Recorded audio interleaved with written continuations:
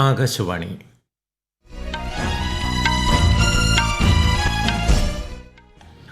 നമസ്കാരം.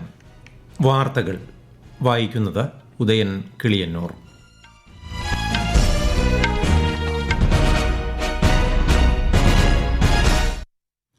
പ്രധാന വാർത്തകൾ. മുതിർന്ന കോൺഗ്രസ് നേതാവ് വി ഡി സതീശൻ കേരളത്തിന്റെ 13ാമത് മുഖ്യമന്ത്രിയാവും. കോൺഗ്രസ് നിയമസഭാ കക്ഷി യോഗം തിരുവനന്തപുരത്ത് പൂർത്തിയായി. സത്യപ്രതിജ്ഞാ ചടങ്ങ് തിങ്കളാഴ്ച ഉണ്ടായേക്കും. സ്ഥാനമൊഴിയുന്ന മുഖ്യമന്ത്രി പിണറായി വിജയനെ പ്രതിപക്ഷ നേതാവായി തെരഞ്ഞെടുത്ത് CPIM സംസ്ഥാന സമിതി യോഗം. ബ്രിക്സ് വിദേശകാര്യമന്ത്രിമാരുടെ 2 ദിവസത്തെ യോഗത്തിന് ന്യൂഡൽഹിയിൽ തുടക്കമായി. ആഗോള അസ്ഥിരതകൾക്കിടയിൽ ബ്രിക്സിന് ക്രിയാത്മകമായ ഉത്തരവാദിത്വങ്ങൾ നിർവഹിക്കാനാകുമെന്ന് വിദേശകാര്യമന്ത്രി S. ജയശങ്കർ. 16 സംസ്ഥാനങ്ങളിലും 3 കേന്ദ്രഭരണ പ്രദേശങ്ങളിലും തീവ്ര വോട്ടർ പട്ടിക പരിഷ്കരണം നടപ്പാക്കാൻ തീരുമാനിച്ച് കേന്ദ്ര തെരഞ്ഞെടുപ്പ് കമ്മീഷൻ. 5 രാഷ്ട്രങ്ങളിലേക്കുള്ള പ്രധാനമന്ത്രി നരേന്ദ്രമോദിയുടെ വിദേശ പര്യടനത്തിന് നാളെ തുടക്കം.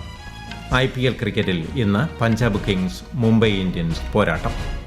വാർത്തകൾ വിശദമായി. മുതിർന്ന കോൺഗ്രസ് നേതാവ് വി ഡി സതീശൻ കേരളത്തിന്റെ പുതിയ മുഖ്യമന്ത്രിയാവും. സത്യപ്രതിജ്ഞാ ചടങ്ങ് തിങ്കളാഴ്ച തിരുവനന്തപുരം സെൻട്രൽ സ്റ്റേഡിയത്തിൽ നടക്കുമെന്നാണ് ലഭിക്കുന്ന വിവരം. കോൺഗ്രസ് നിയമസഭാ കക്ഷി യോഗം തിരുവനന്തപുരത്ത് പൂർത്തിയായി. നിയുക്ത മുഖ്യമന്ത്രി വി ഡി സതീശൻ അല്പസമയത്തിനകം ഗവർണറെ കണ്ട് MLA-മാരുടെ പിന്തുണ കത്ത് കൈമാറും. 10 ദിവസത്തിലേറെ നീണ്ട ചർച്ചകൾക്ക് ശേഷമാണ് കോൺഗ്രസ് ഹൈക്കമാൻഡ് ഇന്ന് ന്യൂഡൽഹിയിൽ കേരളത്തിന്റെ മുഖ്യമന്ത്രി ആരെന്ന തീരുമാനം പ്രഖ്യാപിച്ചത്. നിയുക്ത മുഖ്യമന്ത്രിക്ക് ആവേശകരമായ സ്വീകരണമാണ് KPCC ആസ്ഥാനത്തടക്കം കോൺഗ്രസ് പ്രവർത്തകർ നൽകിയത്. സംസ്ഥാനത്തുടനീളം വിജയാഹ്ലാദ പ്രകടനങ്ങളും നടന്നു. എറണാകുളം നെട്ടൂർ സ്വദേശിയായ വി ഡി സതീശൻ 61ാം വയസ്സിലാണ് കേരളത്തിന്റെ മുഖ്യമന്ത്രി പദത്തിലേക്ക് എത്തുന്നത്. സ്കൂൾ കാലം മുതൽ വിദ്യാർത്ഥി രാഷ്ട്രീയത്തിൽ സജീവമായിരുന്ന അദ്ദേഹം 2001 മുതൽ 2026 വരെ 6 തവണയാണ് എറണാകുളം ജില്ലയിലെ പറവൂർ മണ്ഡലത്തെ പ്രതിനിധീകരിച്ച് നിയമസഭയിലെത്തിയത്.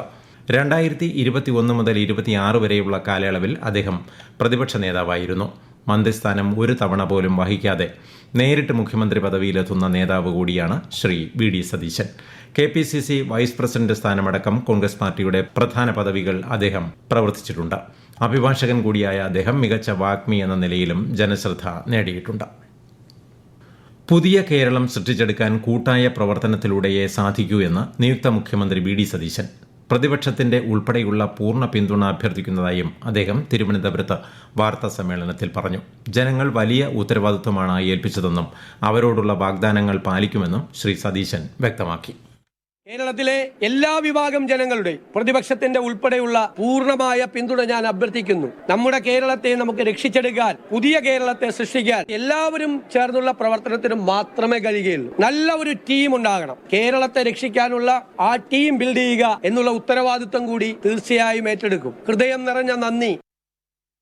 മുതിർന്ന CPIM നേതാവും സ്ഥാനമൊഴിയുന്ന മുഖ്യമന്ത്രിയുമായ പിണറായി വിജയനെ പ്രതിപക്ഷ നേതാവായി തെരഞ്ഞെടുത്തു. CPIM സംസ്ഥാന സമിതി യോഗത്തിലേതാണ് തീരുമാനം. Party general secretary MA baby ഉൾപ്പെടെയുള്ളവർ യോഗത്തിൽ പങ്കെടുത്തു. ബ്രിക്സ് വിദേശകാര്യമന്ത്രിമാരുടെ 2 ദിവസത്തെ യോഗത്തിന് ന്യൂഡൽഹിയിൽ ഇന്ന് തുടക്കമായി. ആഗോള അസ്ഥിരതകൾക്കിടയിൽ ബ്രിക്സിന് ക്രിയാത്മകമായ ഉത്തരവാദിത്വങ്ങൾ നിർവഹിക്കാൻ സാധിക്കുമെന്ന് യോഗത്തിന് അധ്യക്ഷത വഹിച്ച് വിദേശകാര്യമന്ത്രി S. ജയശങ്കർ പറഞ്ഞു. ഊർജ്ജം, ഭക്ഷ്യ രാസവള ലഭ്യത, ആരോഗ്യം തുടങ്ങിയ മേഖലകളിൽ വിവിധ രാജ്യങ്ങൾ നേരിടുന്ന വെല്ലുവിളി പരിഹരിക്കാൻ ബ്രിക്സ് കൂട്ടായ്മയ്ക്ക് നിർണായക പങ്ക് വഹിക്കാനാകുമെന്നും അദ്ദേഹം പറഞ്ഞു. Our discussions must advance sustainable development while upholding principles of equity and common but differentiated responsibilities. Technological advancements are reshaping the global landscape. It can be leveraged for good governance and inclusive growth. Peace and security remain central to the global order. Recent conflicts only underline the importance of dialogue and diplomacy. There is also a deeply shared interest in strengthening cooperation against terrorism. ആഗോള തദ്ദേശ തലങ്ങളിലെ സുപ്രധാന വിഷയങ്ങളെക്കുറിച്ചും വെല്ലുവിളികളെക്കുറിച്ചുമാണ് യോഗം ചർച്ച ചെയ്യുന്നത്. BRICS വിദേശകാര്യമന്ത്രിമാരുമായി പ്രധാനമന്ത്രി നരേന്ദ്രമോദി ഇന്ന് കൂടിക്കാഴ്ച നടത്തി. റഷ്യൻ വിദേശകാര്യമന്ത്രി സെർജി ലാവ്റോവ്, ഇറാൻ വിദേശകാര്യമന്ത്രി അബ്ബാസ് അരാക്ചി, ദക്ഷിണാഫ്രിക്കൻ വിദേശകാര്യമന്ത്രി റൊണാൾഡ് ലാമോല, ബ്രസീലിയൻ വിദേശകാര്യമന്ത്രി മൗറോ വിയാര എന്നിവർ ഇന്ന് പ്രധാനമന്ത്രിയെ സന്ദർശിച്ചു. ന്യൂഡൽഹിയിൽ പുരോഗമിക്കുന്ന ബ്രിക്സ് വിദേശകാര്യമന്ത്രിമാരുടെ യോഗത്തിന് മുന്നോടിയായിട്ടായിരുന്നു കൂടിക്കാഴ്ചകൾ. തീവ്ര വോട്ടർ പട്ടിക പരിഷ്കരണത്തിന്റെ 3ാം ഘട്ടം 16 സംസ്ഥാനങ്ങളിലും 3 കേന്ദ്രഭരണ പ്രദേശങ്ങളിലും നടപ്പിലാക്കാൻ തീരുമാനിച്ച് കേന്ദ്ര തെരഞ്ഞെടുപ്പ് കമ്മീഷൻ. ആന്ധ്രാപ്രദേശ്, അരുണാചൽ പ്രദേശ്, ഹരിയാന, ഝാർഖണ്ഡ്, കർണാടക, മഹാരാഷ്ട്ര, മണിപ്പൂർ, മേഘാലയ, മിസോറാം, നാഗാലാൻഡ്, ഒഡീഷ, പഞ്ചാബ്, സിക്കിം, ത്രിപുര, തെലങ്കാന, ഉത്തരാഖണ്ഡ് എന്നിവയാണ് ഈ ഘട്ടത്തിൽ ഉൾപ്പെട്ടിട്ടുള്ള സംസ്ഥാനങ്ങൾ.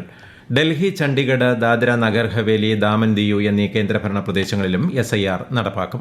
വോട്ടർ പട്ടികയുടെ കൃത്യത ഉറപ്പാക്കുന്നതിനായുള്ള സുപ്രധാനമായ ചുവടുവയ്പ്പാണ് ഇതെന്ന് തെരഞ്ഞെടുപ്പ് കമ്മീഷൻ വ്യക്തമാക്കി. 36.73 കോടി വോട്ടർമാരാണ് ഈ ഘട്ടത്തിൽ ഉൾപ്പെട്ടിരിക്കുന്നത്. ഈ വാർത്തകൾ ആകാശവാണിയിൽ നിന്ന്. ആകാശവാണി വാർത്തകളും വാർത്താ അധിഷ്ഠിത പരിപാടികളും All India Radio News Thiruvananthapuram YouTube ചാനലിലും @All India Radio News Thiruvananthapuram Facebook പേജിലും AIR ന്യൂസ് _ തിരുവനന്തപുരം ഇൻസ്റ്റഗ്രാം അക്കൌണ്ടിലും @AIR ന്യൂസ് _ TVM X ഹാൻഡിലും ലഭ്യമാണ്. രാജ്യത്ത് ക്രൂഡ് ഓയിൽ, LPG, പ്രകൃതിവാതകം എന്നിവയുടെ മതിയായ ലഭ്യത ഉറപ്പുവരുത്താൻ സർക്കാർ ഫലപ്രദമായ നടപടികൾ സ്വീകരിച്ചതായി പെട്രോളിയം മന്ത്രാലയം. ഗാർഹിക പാചകവാതക വിതരണം സാധാരണ നിലയിലാണെന്നും എവിടെയും ക്ഷാമം റിപ്പോർട്ട് ചെയ്തിട്ടില്ലെന്നും പെട്രോളിയം മന്ത്രാലയം ജോയിന്റ് സെക്രട്ടറി സുജാത ശർമ്മ ന്യൂഡൽഹിയിൽ മാധ്യമങ്ങളോട് പറഞ്ഞു. റിഫൈനറികൾ പരമാവധി ശേഷിയിലാണ് പ്രവർത്തിക്കുന്നതെന്നും അവർ കൂട്ടിച്ചേർത്തു. സൊമാലിയയിൽ നിന്ന് ഷാർജയിലേക്ക് പോകുന്നതിനിടെ ഒമാൻ തീരത്തിന് സമീപം മുങ്ങിയ MSV ഹാജി അലി എന്ന ഇന്ത്യൻ കപ്പലിലെ 14 ജീവനക്കാരെയും ഒമാൻ കോസ്റ്റ് ഗാർഡ് സുരക്ഷിതമായി രക്ഷപ്പെടുത്തിയതായി തുറമുഖ സെക്രട്ടറി മുകേഷ് മംഗൾ അറിയിച്ചു. ഇന്ത്യയിലേക്ക് 90,000 മെട്രിക് ടൺ LPGയുമായി 2 കപ്പലുകൾ ഇന്നലെ ഹോർമൂസ് കടന്നതായും അദ്ദേഹം വ്യക്തമാക്കി. ഒമാൻ തീരത്ത് ഇന്ത്യൻ പതാക വഹിച്ച കപ്പലിനു നേരെ ഇന്നലെയുണ്ടായ ആക്രമണം അംഗീകരിക്കാനാകാത്തതെന്ന് ഇന്ത്യ. വാണിജ്യ കപ്പലുകളെയും നാവികരെയും നിരന്തരം ലക്ഷ്യമിടുന്നത് ഖേദകരമാണെന്ന് വിദേശകാര്യ മന്ത്രാലയ വക്താവ് രൺധീർ ജയ്സ്വാൾ പ്രസ്താവനയിൽ പറഞ്ഞു. കപ്പലിലുണ്ടായിരുന്ന എല്ലാ ഇന്ത്യക്കാരും സുരക്ഷിതരാണെന്ന് അറിയിച്ച അദ്ദേഹം ഇവരെ രക്ഷപ്പെടുത്തിയ ഒമാൻ അധികൃതർക്ക് നന്ദി രേഖപ്പെടുത്തി. 5 രാഷ്ട്രങ്ങളിലേക്കുള്ള പ്രധാനമന്ത്രി നരേന്ദ്രമോദിയുടെ വിദേശ പര്യടനത്തിന് നാളെ തുടക്കമാകും. നാളെ അബുദാബി സന്ദർശിക്കുന്ന പ്രധാനമന്ത്രി UAE president Sheikh Mohammed bin Zayed Al നഹ്യാനുമായി കൂടിക്കാഴ്ച നടത്തും. വിശദാംശങ്ങളിലേക്ക്. ഇന്ത്യ UAE ബന്ധം കൂടുതൽ സുദൃഢമാക്കുക ലക്ഷ്യമിട്ട് നാളെ അബുദാബിയിലെത്തുന്ന പ്രധാനമന്ത്രി ഊർജ്ജ സഹകരണമടക്കം വിവിധ പ്രാദേശിക അന്തർദേശീയ വിഷയങ്ങൾ UAE president Sheikh Mohammed bin Zayed Al നഹ്യാനുമായി ചർച്ച ചെയ്യും. സന്ദർശനത്തിന്റെ 2ാം പാദത്തിൽ നെതർലാൻഡ്സിലെത്തുന്ന അദ്ദേഹം വില്യം അലക്സാണ്ടർ രാജാവിനെയും പ്രധാനമന്ത്രി റോബ് എട്ടനെയും സന്ദർശിക്കും. പ്രതിരോധം, സുരക്ഷ, ഗ്രീൻ ഹൈഡ്രജൻ, അർദ്ധചാലകം ഉൾപ്പെടെയുള്ള മേഖലകളിൽ സഹകരണം വർദ്ധിപ്പിക്കുന്നത് സംബന്ധിച്ച് ചർച്ച നടക്കും. തുടർന്ന് ഞായറാഴ്ച സ്വീഡനിലെത്തുന്ന ശ്രീ മോദി നിർമ്മിത ബുദ്ധി, സ്റ്റാർട്ടപ്പ്, പ്രതിരോധം, ബഹിരാകാശം, കാലാവസ്ഥാ വ്യതിയാനം ഉൾപ്പെടെയുള്ള വിഷയങ്ങളിൽ സ്വീഡിഷ് പ്രധാനമന്ത്രിയുമായി ചർച്ച നടത്തും. തുടർന്ന് നോർവേയും ഇറ്റലിയും അദ്ദേഹം സന്ദർശിക്കും. ഇന്ത്യ നോർവേ വ്യവസായ ഗവേഷണ ഉച്ചകോടിയിൽ പങ്കെടുത്ത ശേഷം 19-ന് ഇറ്റലിയിലെത്തുന്ന ശ്രീ മോദി ഇറ്റാലിയൻ പ്രസിഡന്റ്, പ്രധാനമന്ത്രി എന്നിവരുമായി കൂടിക്കാഴ്ച നടത്തും. യൂറോപ്യൻ രാജ്യങ്ങളുമായുള്ള ബന്ധം വർദ്ധിപ്പിക്കാൻ പ്രധാനമന്ത്രിയുടെ സന്ദർശനം സഹായിക്കുമെന്ന് വിദേശകാര്യ മന്ത്രാലയം വ്യക്തമാക്കി. News desk, Akashvani. IPL ക്രിക്കറ്റിൽ പഞ്ചാബ് കിങ്സ് മുംബൈ ഇന്ത്യൻസ് പോരാട്ടം. ടോസ് നേടിയ മുംബൈ ഫീൽഡിംഗ് തെരഞ്ഞെടുത്തു. ധർമ്മശാലയിലാണ് മത്സരം.